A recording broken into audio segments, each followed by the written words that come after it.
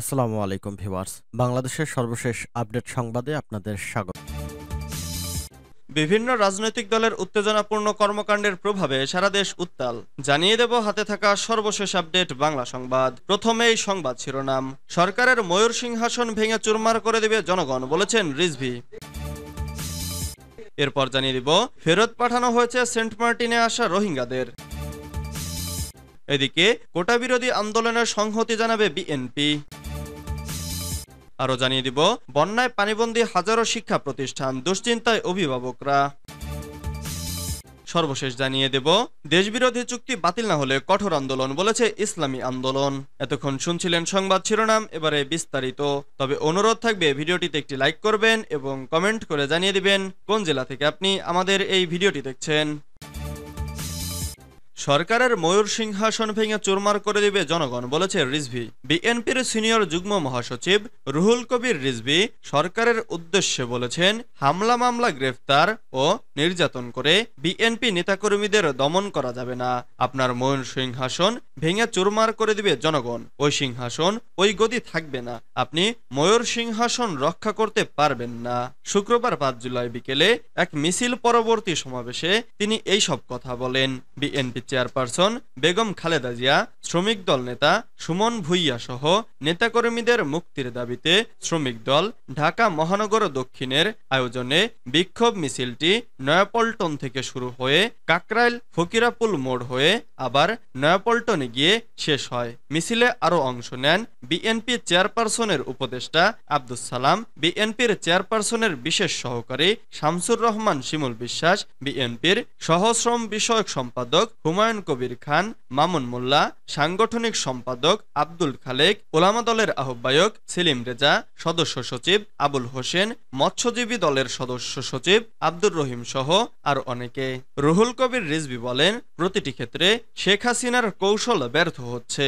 তিনি ভেবেছেন হয়তো সুমন ভুইয়াদের কারাগারে নিলে নেতাকর্মীরা রাজপথে বের হবে, তবে হামলা মামলা, গ্রেফতার ও নির্যাতন করে নেতাকর্মীদের দমন করা যাবে না। আপনার ময়ূর সিংহাসন লুটেপুটে ভেঙে চুরমার করে দিবে জনগণ। ওই সিংহাসন, ওই গদি থাকবে না। আপনি ময়ূর সিংহাসন রক্ষা করতে পারবেন না। ইরানের নাদির শাহ দিল্লি থেকে ময়ূর সিংহাসন নিয়ে গেছেন। একনায়কতন্ত্র কায়েম করে হিটলার, মুসলিনি, হালাকু খানরা রেহাই পায়নি, আপনিও পাবেন না। অবিলম্বে বেগম খালেদা জিয়াকে মুক্তি দিন, বিদেশে চিকিৎসার সুযোগ দিন, সুমন সহ সব রাজবন্দীদের মুক্তি দিন। জনগণ আপনার সিংহাসন রাস্তায় লুটিয়ে দেবে। ফেরত পাঠানো হয়েছে সেন্ট মার্টিনে আসা রোহিঙ্গাদের। মিয়ানমারের রাখাইন রাজ্যে চলমান সংঘাতের মধ্যে মংডো ছেড়ে পালানোর সময় সেখানকার একটি ইঞ্জিন চালিত নৌকা কক্সবাজারের সেন্ট মার্টিন দ্বীপে ভিড়েছে। নৌকাটিতে ৩৩ জন লোক ছিল। তাদের মধ্যে ৩১ জন মংডু এলাকার রোহিঙ্গা, একজন মিয়ানমারের সেনা সদস্য এবং অন্যজন বর্ডার গার্ড পুলিশ সদস্য। গতকাল শুক্রবার ভোরে মিয়ানমারের নৌকাটি সেন্ট মার্টিন দ্বীপে ভিড়লে দায়িত্বরত বিজিবি নিজেদের হেফাজতে রাখে। পরে গতকাল বিকেল 4:45টার দিকে একই নৌকায় তাদের মিয়ানমারে ফেরত পাঠানো হয়। সেন্ট মার্টিন ইউনিয়ন পরিষদের চেয়ারম্যান মুজিবুর রহমান বলেন, শুক্রবার সকালে রোহিঙ্গা ও বিজিবি সদস্য দ্বীপের উত্তর সৈকতের একটি রিসোর্টে বিজিবি হেফাজতে রাখা হয়। সশস্ত্র বিজিপি সদস্যদের মধ্যে একজন ক্যাপ্টেন ও অন্যজন সার্জেন্ট। পরে তাদের ট্রলারের যান্ত্রিক ত্রুটি কাটিয়ে বিকেলে সচল হওয়ার পর তারা স্বদেশের উদ্দেশ্যে দ্বীপ ছাড়েন। সেন্ট মার্টিনে বাংলাদেশ বর্ডার গার্ডের দায়িত্বপ্রাপ্ত সুবেদার সানোয়ার হোসেন বলেন, সমুদ্রে প্রাকৃতিক দুর্যোগ এবং ইঞ্জিন বিকল হওয়ার কারণে মিয়ানমারের ট্রলারটি ৩৩ জন নিয়ে দ্বীপে ভেসে এসে ভিড়েছিল। বিকেলে ট্রলারটি গন্তব্যের উদ্দেশ্যে ফিরে গেছে। তিনি আরো বলেন, নৌকাটিতে 10 জন রোহিঙ্গা পুরুষ, 10 জন নারী, 11 জন শিশু এবং 2 জন মিয়ানমার বিজিপি ও সেনা সদস্য ছিল। তাদের বিজিবি হেফাজতে রেখে বিকেল 4:45টার দিকে মিয়ানমারের উদ্দেশ্যে ফেরত পাঠানো হয়েছে। কোটা বিরোধী আন্দোলনে সংহতি জানাবে বিএনপি। সরকারি চাকরিতে কোটা ব্যবস্থা বাতিলের দাবিতে শিক্ষার্থীদের চলমান আন্দোলনে সংহতি জানাবে বিএনপি। এ বিষয়ে বিস্তারিত জানাতে আগামীকাল শনিবার সকালে রাজধানীর গুলশানে বিএনপির চেয়ারপারসনের রাজনৈতিক কার্যালয়ে এক সংবাদ সম্মেলনের আয়োজন করা হয়। সেখানে দলের মহাসচিব মির্জা ফখরুল ইসলাম আলমগীর কোটা বিরোধী আন্দোলন ইস্যুতে দলের অবস্থান তুলে ধরে গুরুত্বপূর্ণ বক্তব্য রাখেন। জানা গেছে, কোটা বিরোধী আন্দোলন ইস্যুতে গত বৃহস্পতিবার রাতে দলের জাতীয় স্থায়ী কমিটির জরুরি ভার্চুয়াল সভা ডাকে বিএনপি। সেখানে কোটা বিরোধী আন্দোলন, বিএনপির চেয়ারপারসন বেগম খালেদা জিয়ার শারীরিক অবস্থা সহ গুরুত্বপূর্ণ ইস্যুতে আলোচনা হয়। এক পর্যায়ে শিক্ষার্থীদের চলমান আন্দোলনে সংহতি জানানোর সিদ্ধান্ত নেয় দলের হাইকমান্ড। এ বিষয়ে লিখিত বক্তব্য উপস্থাপন করা হবে। এছাড়া দেশের বন্যা পরিস্থিতি বিবেচনায় নিয়ে দলের চেয়ারপারসন অসুস্থ বেগম খালেদা জিয়ার মুক্তির দাবিতে পরবর্তী কর্মসূচি ঠিক করা হবে বলে সূত্রটি জানিয়েছে। বন্যায় পানিবন্দী হাজারো শিক্ষা প্রতিষ্ঠান, দুশ্চিন্তায় অভিভাবকরা। বন্যার কবলে পড়েছে দেশের 10 জেলার মানুষ।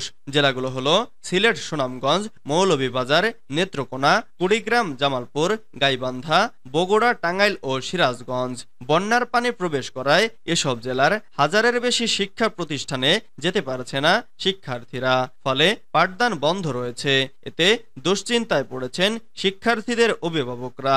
তারা বলছেন, ক্লাস পরীক্ষা না হওয়ায় ক্ষতির মুখে পড়েছে ছেলেমেয়েরা। বাংলাদেশ পানি উন্নয়ন বোর্ডের বন্যা পূর্বাভাস ও সতর্কীকরণ কেন্দ্র শুক্রবার এ তথ্য জানিয়েছে। এর মধ্যে শুধু সুনামগঞ্জেই 538টি শিক্ষা প্রতিষ্ঠান রয়েছে। হাজারো মানুষ পানিবন্দী, তলিয়ে গেছে বিস্তীর্ণ এলাকার ফসল, দেখা দিয়েছে নদী ভাঙন। দেশের উত্তর পূর্বাঞ্চলের প্রধান নদ নদীর পানি সার্বিকভাবে কমেছে, যা আজ শনিবার সকাল পর্যন্ত অব্যাহত থাকতে পারে। এ সময় এ অঞ্চলের বিভিন্ন নিম্নাঞ্চলের সার্বিক বন্যা পরিস্থিতির কিছুটা উন্নতি হতে পারে। বন্যা পূর্বাভাস কেন্দ্রের নির্বাহী প্রকৌশলী সর্দার উদয় রায়হান বলেন, উত্তর পূর্বাঞ্চলের পরিস্থিতির কিছুটা উন্নতি হচ্ছে। আগামী দুদিন উত্তরের তিস্তা, ধরলা, দুধকুমার এবং উত্তর পশ্চিমের ব্রহ্মপুত্র যমুনা সংলগ্ন নিম্নাঞ্চলে ঝুঁকি বেশি থাকবে। এসব অঞ্চলে বন্যা পরিস্থিতির অবনতি হতে পারে।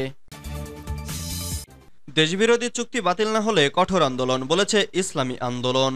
ইসলামী আন্দোলন বাংলাদেশের যুগ্ম মহাসচিব ও দলের মুখপাত্র গাজী আতাউর রহমান বলেছেন, দেশবিরোধী সব চুক্তি বাতিল করতে হবে। দেশবিরোধী চুক্তি বাতিল না হলে সারা দেশে তীব্র আন্দোলন গড়ে তোলা হবে।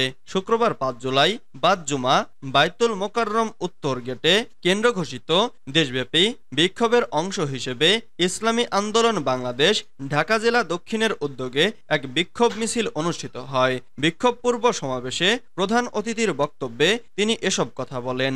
এছাড়াও সারা দেশে জেলা ও মহানগরীতে বিক্ষোভ মিছিল করেছে ইসলামী আন্দোলন। তবে কেন প্রশাসনের বাধা উপেক্ষা করে মিছিল হয়েছে বলে এক বিজ্ঞপ্তিতে জানায় দলটি। মাওলানা আতাউর রহমান বলেন, বর্তমান ডামি সরকার ও সরকারের সব মন্ত্রী এমপিরাই দেশের জন্য ক্ষতিকর। কাজেই এই অবৈধ সরকারকেই ক্ষমতাচ্যুত করে দেশপ্রেমিক সরকার প্রতিষ্ঠা করতে হবে। তিনি বলেন, এ সরকার দেশের জন্য অভিশাপ। এদের এখনই বিদায় করে দেশপ্রেমিক সরকার প্রতিষ্ঠা করতে হবে।